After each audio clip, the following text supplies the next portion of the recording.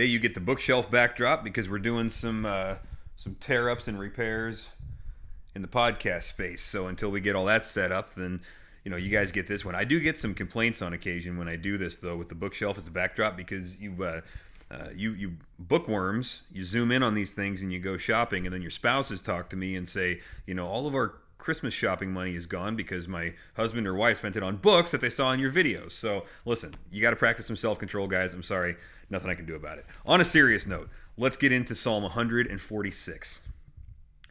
Praise Yahweh, O my soul. I will praise Yahweh as long as I live. I will sing praises to my God while I have my being.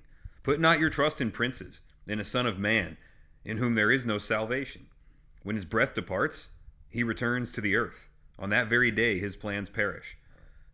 Blessed is he whose help is the God of Jacob, whose hope is in Yahweh his God, who made heaven and earth, the sea and all that is in them, who keeps faith forever, who executes justice for the oppressed, who gives food to the hungry. Yahweh sets the prisoners free. Yahweh opens the eyes of the blind. Yahweh lifts up those who are bowed down. Yahweh loves the righteous. Yahweh watches over sojourners. He upholds the widow and the fatherless. But the way of the wicked he brings to ruin. Yahweh will reign forever. Your God, O Zion, to all generations. Praise Yahweh. I love these types of psalms because they're just like they're throwing caution to the wind in praise of God. It's like I don't care. I don't care how this looks. I don't care who's seeing me dance in public. I don't care. Like David, is like, yeah, my wife is a little bit mad, but God needs to be celebrated. Like he deserves to be celebrated, right? So this is one of those things. It's just like you can tell that when somebody wrote this, it doesn't say who it was, but let's say David or whoever. When David or whoever wrote this, then there was something going on in them that was like, yeah, God deserves this, so I'm gonna give it to him because it's right in this moment. And so what he says here is basically, who else are we gonna trust? Honestly, like where else are you gonna put your hope that's not gonna let you down? Because I'm not an old guy. I'm getting there day by day like all of us, but even I am old enough to have been disappointed by human rulers over and over and over again. And we just came through an election season, and look, I'm a pretty conservative dude. We're in a pretty conservative area. Yeah, the election went our way this time. But I'm a little bit worried, to be honest, that we're going to put our hope back in a person, in one of the same people, in this case, namely the president, namely Trump, one of the same people that we put our hope in before. And a lot of the stuff that he did that was considered good got undone. A lot of the stuff that we wanted done didn't get done. It's like, he's a person. We can be happy about election results, but where is our actual hope? I'm not talking about temporary things to celebrate. Those happen all the time. I'm talking about where is our actual hope? Fill in the blank for me. I will be okay if, or we will be okay if.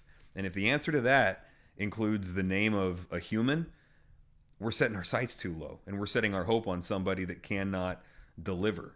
Right? So what he says here is, put not your trust in princes, in a son of man, in whom there is no salvation. With his last breath, or when his last breath departs, he returns to the earth. On that very day, his plans perish. Sometimes we hope in our spouses to give us meaning, or our kids to give us significance, or our definition of success is something professional or whatever.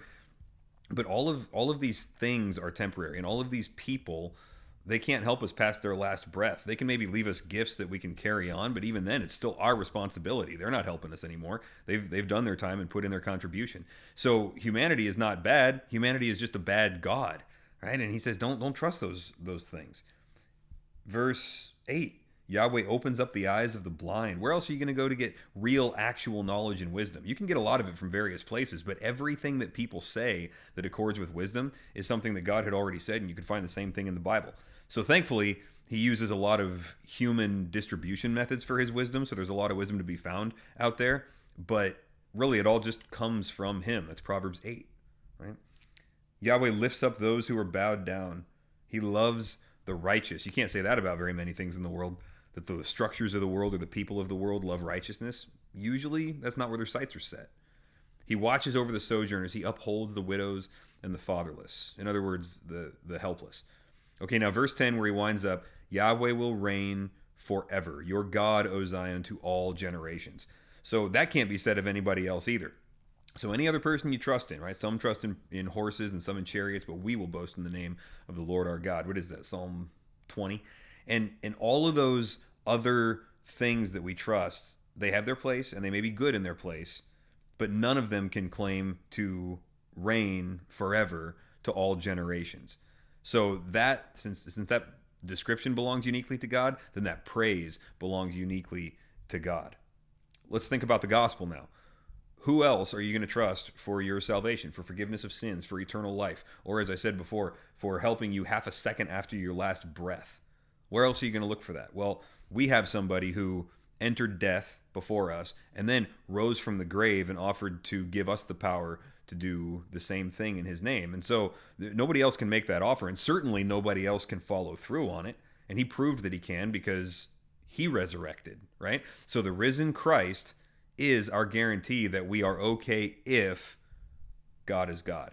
Thankfully, he is, and so we can trust him. And Christian, trust God, accept no substitutes.